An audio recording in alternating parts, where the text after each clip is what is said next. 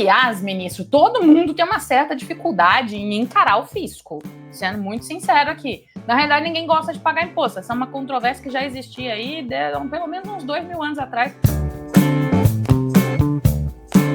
Sejam todos muito bem-vindos a mais um Fala Duquesa, hoje para reagir ainda no tema do vídeo dessa semana. Qual que é o tema do vídeo dessa semana? Imposto sobre grandes fortunas. Sim, fui altamente cancelada em alguns comentários das redes sociais. O pessoal ficou muito bravo comigo. E aí eu fiquei pensando, será que eu falei alguma coisa de errado? Será que eles não viram o vídeo inteiro? Fica a dica, vejam o vídeo todo lá no site do Estadão. Mas aí eu fiquei pensando, e se eu trouxer um amigo para me defender? Alguém que concorda comigo? O problema de taxar grandes fortunas... Não, pera. Tem problema em taxar grandes fortunas? O ministro concorda que tem um problema em taxar grandes fortunas? Estou estupefata. É verdade, o ministro também acha que tem um problema em taxar grandes fortunas. Esse é o programa Bom Dia Ministro, que aconteceu no final do ano passado. Aqui a gente precisa separar duas coisinhas que eu acho que as pessoas confundiram bastante. Taxar grandes fortunas e imposto de renda. São duas coisas totalmente diferentes. Quando a gente fala em imposto de renda, a gente está falando em tributar os rendimentos das pessoas. É isso que o governo está propondo com a proposta da isenção até os R$5.000. Então ele pega e fala, olha, você que ganha acima de R$50.000 vai pagar um imposto de renda mínimo, inclusive tem esse nome, um imposto de renda mínimo. Então todo mês você vai ter ali uma retenção na fonte, se você recebe dividendos, ou seja lá o que for, vai ter uma retenção na fonte quando passar de R$50.000 até um teto de 10%. Esse é um imposto de renda mínimo. Vamos combinar uma coisa, R$50.000 é muito dinheiro? É. R$50.000 é grandes fortunas? Não é. Não estamos falando de grandes fortunas, estamos falando de imposto de renda. E é isso que as pessoas precisam aprender a separar.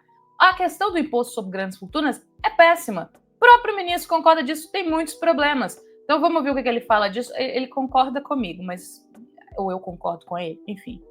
É que as tentativas que já foram feitas mundo afora nem sempre produziram os melhores resultados. Tá aí uma coisa que muita gente disse nos comentários. Ah, mas o mundo inteiro tem. Sim, o mundo inteiro tem imposto de renda. Alguns países têm a cobrança sobre grandes fortunas, mas nem sempre essa cobrança consegue trazer exatamente o dinheiro que a gente está pensando. Se fosse um negócio muito mágico, coloquei 0,5% em cima da fortuna de um russo, tipo Abramovich, que é dono do Eclipse, que é um iate maravilhoso, e aí ele vai pagar 0,5% todo ano ali para... Não funciona assim. O que acontece ao final é que o governo acaba investindo muito, tendo que fazer fiscalizações e tudo mais, e no final das contas não arrecada o dinheiro que se espera. E é isso que o ministro Fernando Haddad sabe que acontece. Então é isso que ele está explicando aqui no programa Bom Dia Ministro, quando cobraram dele a instituição do imposto sobre grandes fortunas. É um caminho que todo mundo sabe que não vale a pena trilhar sozinho. Porque, como eu disse no vídeo, e o vídeo tem uma explicação muito detalhada sobre tudo que acontece no mundo todo e como é que essa cobrança é ineficiente. Então, enfim, o que acontece é que hoje a gente tem uma mobilidade muito grande e até o próprio Abramovich, que eu citei aqui, está enfrentando problemas ali na União Europeia, inclusive, é uma fofoca maravilhosa, mas vamos seguir ouvindo o ministro Fernando Haddad falando de IGF. Não porque seja injusto, mas porque, do ponto de vista prático, você tem fuga de capital, você tem... Mas olha, gente, vai ter fuga de capital? Pois é, o ministro sabe também que isso acontece, o ministro sabe que essa questão é uma prática comum, porque se tem uma coisa que rico não é bobo. Se tem uma coisa que rico não é burro. Então ele não vai ficar ali esperando uma tributação cair no colo dele de presente, sendo que ele pode ir para outros lugares, e aí é onde a gente fala que há dificuldade de cobrança de um imposto justo sobre isso. Mas que coisa, né? Eu já não estava esperando muito. Vocês não esperavam esse plot twist, hein? De trazer aqui alguém para me defender, calibre do professor Fernando Haddad. Mudança de domicílio fiscal, nem todo super rico, você deve imaginar, está disposto a pagar imposto, né? Mas isso é uma verdade. Nem todo super rico está disposto a pagar imposto. E aqui eu estou falando de super ricos.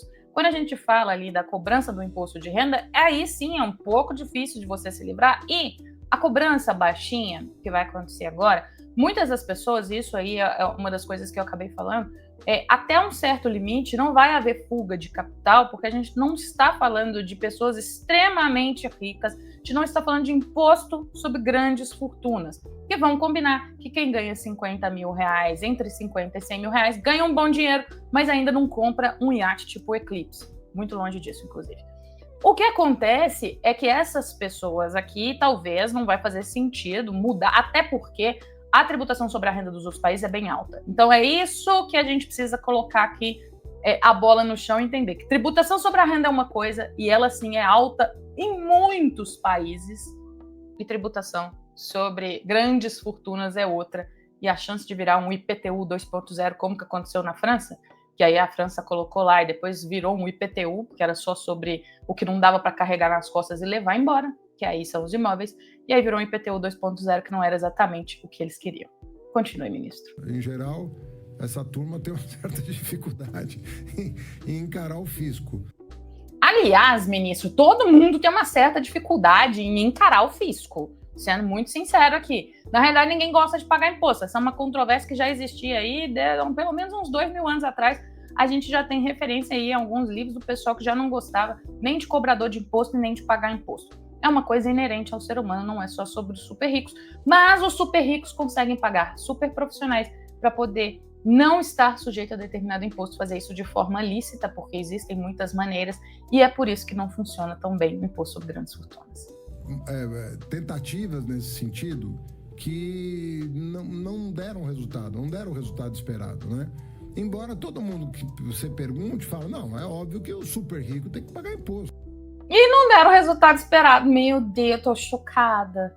Vou ter que colocar um link para esse vídeo aqui lá nos comentários para o pessoal ficar assistindo. Tem que ter a sua justa contribuição para o planeta, para o país e para tudo mais. O que nós fizemos? Nós levamos para o âmbito do G20.